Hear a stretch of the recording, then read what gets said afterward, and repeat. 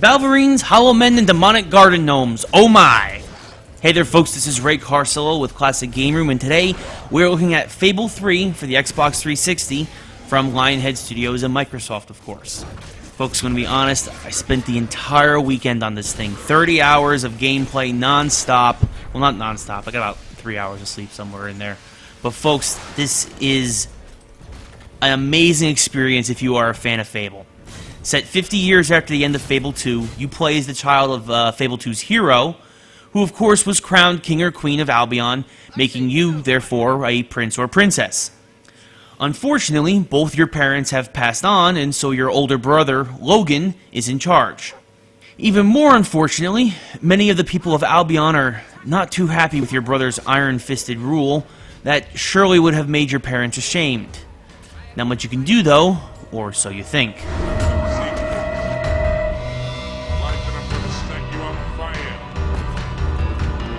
You start off in the royal palace, waken up by your trusty butler Jasper, and take a tour of the castle gardens. Once returning to the palace, you watch your brother hold court and are shocked by how he handles most things. Once he turns his attention to you and your girlfriend, you realize it's time for a change. Along with your parents' most trusted knight, Sir Walter, your faithful dog, and the always loyal Jasper in tow, you escape the castle grounds and look to fan the flames of a word only mentioned in whispers until now: revolution. Fable 3 marks the first time not starting as a child and sees you immediately thrown into the action with a tutorial that takes you outside the castle gates and up to your first potential ally. Along the way to that ally, though, you also stumble across your parents' hero sanctuary, which will serve as your Batcave or Fortress of Solitude for the remainder of the game. Here you can customize your weapon or clothes, check out your trophies, and also join other players on Xbox Live.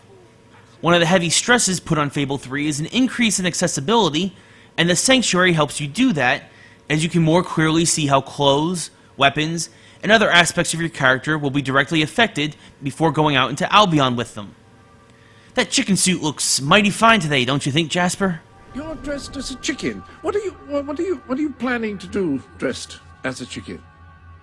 On your way to the Sanctuary, you also acquire an artifact that dates back to the original Fable, the Guild Seal. The Guild Seal makes a strong return to Fable 3 as it serves for the basis for your leveling up system and experience, as well as the device to allow you to instantly transport back to the Sanctuary whenever you need it. As you kill enemies, it doesn't matter how you do it, a dead enemy will give you the same amount of experience towards your next Guild Seal, whether you use guns, magic, or melee, making for greater freedom when fighting compared to the first two Fables. As you complete quests and make friends with the townsfolk, you also acquire seals, just like back in Fable 1, and these seals are used to unlock abilities on the Road to Rule. The Road to Rule is where you first meet Teresa, the Seer, and sister of Fable 1's hero, making her like your great-great-great-great-great-great-great-aunt or something. And just like in Fable 2, she marks key moments on your journey to leading to a successful revolution. As you earn guild seals, you can return here whenever you wish and unlock everything from improved blacksmithing skills to new magical gauntlets. Of course, with a new way of gathering experience, what you can spend it on is also completely different as well. Although you can unlock 5 levels for your magic, guns, and melee for a character, the weapons themselves are what can be more fully customized than your actual character. If you kill 300 Hollow Men, for example, with a particular gun, you may gain a damage bonus against them, as well as see the handle of your gun morph into bone. If you spend a lot of gold on frivolous things like gifts for your family, you may see your weapons take on a golden hue. How you kill enemies and interact in the world around you affects your weapons in ways like never before, and makes them the stronger focus for leveling up, not your character themselves. Aside from how and what you level up, the gameplay fighting mechanics also has an entirely new system. Before, there used to be a huge delay when wielding different weapons to switch back and forth.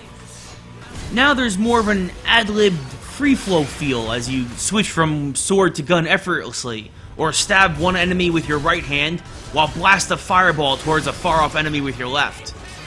This mixing and matching, including being able to blend 2 magical spells together at once, is a wonderful improvement to the fighting system and really lets you develop your own personal style. I like using fireballs that then explode into clouds that rain ice onto your enemies. Fable 3 also expands on custom kills, from breaking people's necks to using your head, literally, to take out foes in glorious one-hit blows, as the flourish system has also been improved. Fable 3 also expands the world of Albion itself to brand new regions never seen before, like the new desert town of Aurora. These new places help flesh out the main story mode into a full 30 to 40 hour single-player experience that trumps anything to come before it in the series.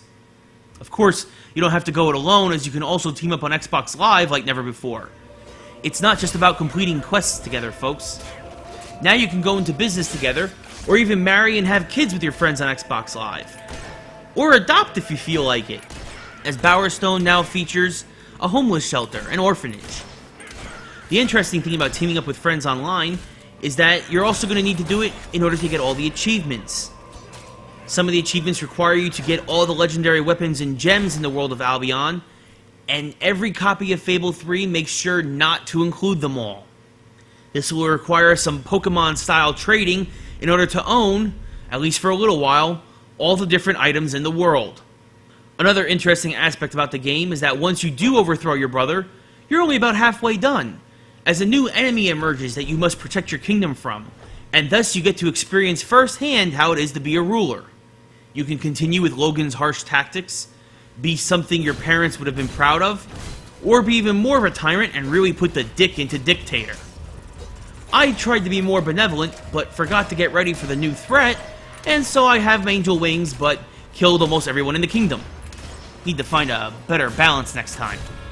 Unfortunately, this duality to the game makes it feel like two really polished, downloadable titles rolled into one adventure, since one is so different from the other. And much like in Fable 2, the ending comes much too quickly, and feels like slamming on the brakes to the flow of the story.